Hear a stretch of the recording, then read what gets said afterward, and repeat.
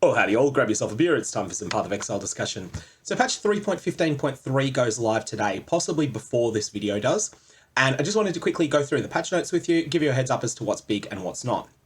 So firstly, there's this section called Improvements, and the first line here is a massive one.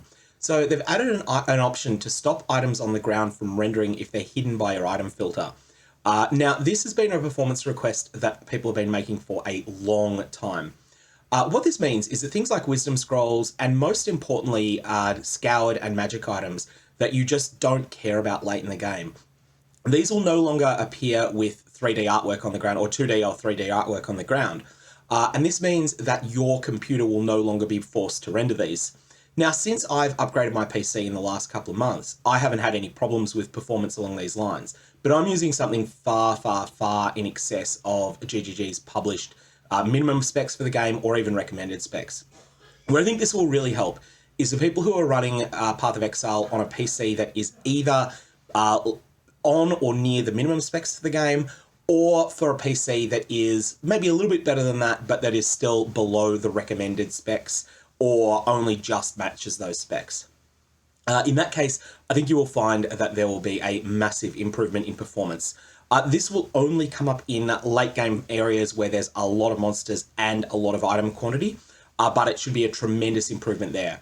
Lastly, I think this will, when this propagates through to console, and I'm not sure if this is going on console today or not, we'll have to find that one out. But when this goes to console, I think that particularly for PlayStation 4 players, this should be an absolutely phenomenal change. So this is possibly the single most important line in a patch notes in a long time. The next thing that's coming up is a much requested upgrade for a supporter pack weapon effects. So basically at the moment, weapon effects that come as part of a cosmetics bundle with a supporter pack, they can only be used on one weapon.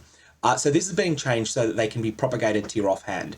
So if, for instance, you have let's take one of the older cosmetic effects that you can't get anymore, the Crucible effect. If you happen to have that and you've got it on your main hand, you can now propagate it through to your offhand. This will mean that you can use that effect on the shield, perhaps, that you're using in your offhand. This does not apply to things that are sold for microtransaction points in the in-game store. It only applies to things that are purchased as supporter pack bundles. So this can be set when equipping a weapon effect to your main hand in the cosmetics panel. So this has been a popular request really this league, with Spectral Shield Throw being the most popular build. Spectral Shield Throw's meta share has declined a little bit in the last week or two, but it's still 15% of the softcore trade-enabled player base are playing this skill, with 10% of them being gladiators, 5% of them being raiders, and then there's there's absolutely tiny numbers playing other ascendancies. So this is something that I think will look really good on a lot of those builds, if you're someone that's got a bunch of the supporter pack cosmetics.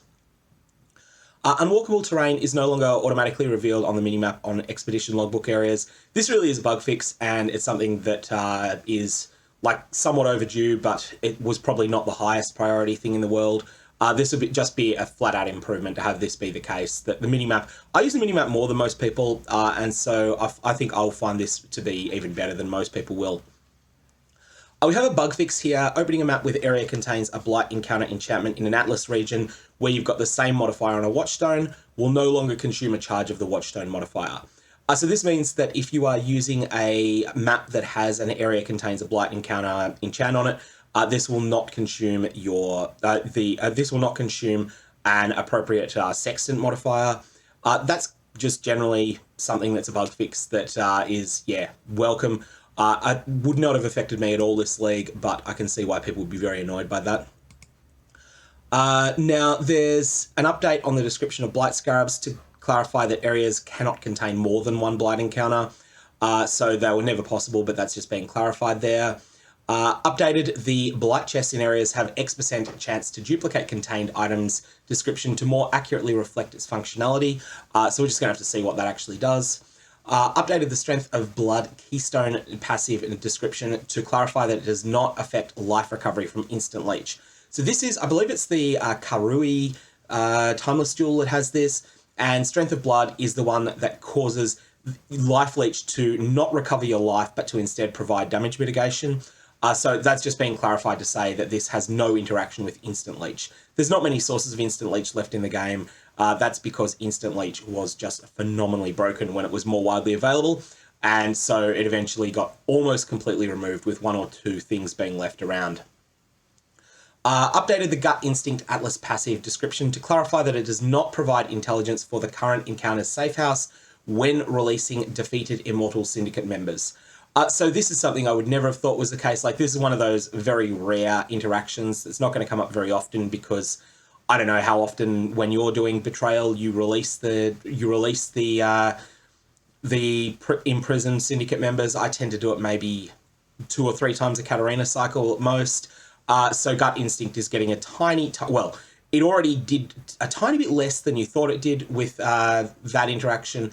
That's just been clarified, so this will be a very minimal impact overall. A number of bug fixes as well, but the big one that's being, the big thing that's coming up here is that some Heist rogues were not being affected by increased job speed modifiers. So that's something that I think is probably related to Talina, and also fixed a bug where some Heist rogues could get stuck indoors. So some of the most annoying bugs related to Heist may be being fixed here. That said, I'm going to reserve judgment on that until I see it in-game and see that it's actually been fixed. There's also a bug fix that's come up with the Purifiers Arena in the second phase. I'm not actually sure whether this bug made the encounter easier or harder, but if it was a bug that was making the encounter easier, then I would strongly recommend that hardcore players pay extreme attention to the beam in the Purifier's fight. So the Purifier is one of the 4 Elder Guardians, so definitely keep an eye on that if you are a hardcore player. And additionally, fix a bug where modifiers proposed to be removed by ROG were not being highlighted if you didn't have advanced mod descriptions turned on. Just turn on advanced mod descriptions. It's one of the most important things in the game settings that exists. Every player should have that on. Even it provides a lot of information that crafters absolutely need, but it's also useful just for purposes of working out, would this item get better if I used a Divine Orb on it? Would this item get better if I used a Blessed Orb on it? Would this item get better if I use an Exalted Orb on it? It's just essential to know these things, and so you should have this on.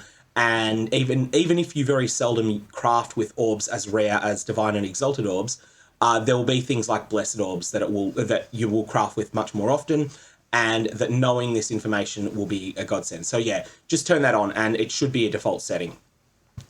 And then there's a couple of crashes that have been fixed, and a visual bug where non-damaging elements could show the wrong effective value on players is something that's kind of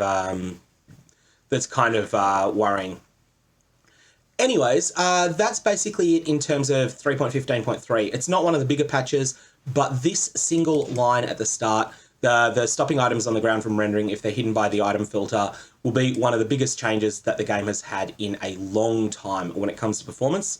And so I'm expecting that once any bugs associated with this are fixed, it may be a bit dicey for the first, for the first sort of day or 2 of this setup. Once any bugs associated with it are fixed, this will be a massive improvement, especially for players that are playing Delirious maps, that are doing things like stacking Abysses in New Vestia or running Blight encounters with Beyond in, all sorts of things that get a lot of monsters in one place, and that cause, just a staggering amount of item spam on the ground. These things these sorts of playstyles should be much better in the future, and particularly for killing packs of harvest monsters as well in super juicy maps. Like, it's just generally a really good change. Anyway, that's all I got on this. May your Valors have interesting results, and I will see you in game.